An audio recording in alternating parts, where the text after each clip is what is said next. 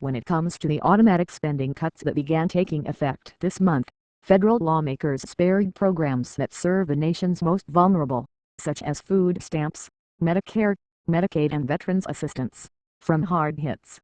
That wasn't the case with programs for American Indian reservations, where unemployment is far above the national average. Women suffer disproportionately from sexual assaults, and school districts largely lack a tax base to make up for the cuts.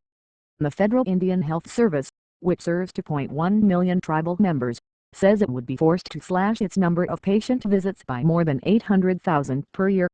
Tribal programs under the U.S. Department of Interior and the U.S. Bureau of Indian Affairs that fund human services, law enforcement, schools, economic development and natural resources stand to lose almost $130 million under the cuts, according to the National Congress of American Indians. We will see significant impacts almost immediately, Interior Secretary Ken Salazar told the Associated Press, referring to the BIA.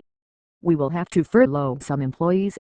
It will mean that there's going to be a slowing down of the processing of applications, and so there will be an impact on the work that the BIA does on behalf of Indian country.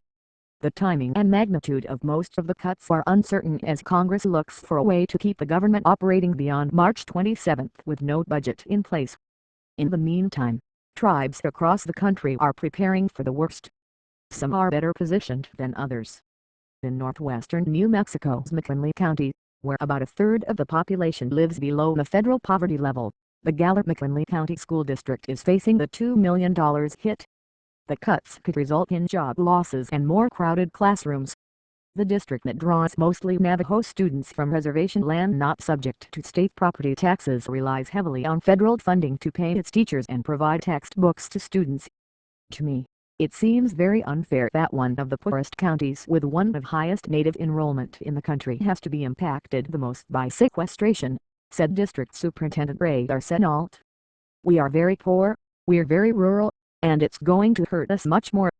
The district faced enormous public pressure when it wanted to close schools on the Navajo Nation due to budget shortfalls, so it won't go that route under looming cuts, Arsenault said. Instead, he would look to reduce his 1,800 employees by 200, mostly teachers, and add a handful of students to each classroom.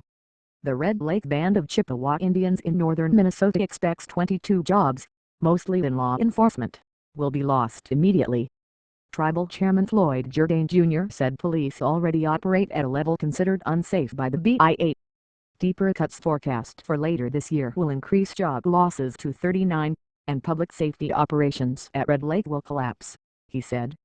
On the Rosebud Indian Reservation in south-central South Dakota, a new $25 million, 67,500 square foot jail that was to provide cultural and spiritual wellness programs for tribal members charged with crimes sits empty.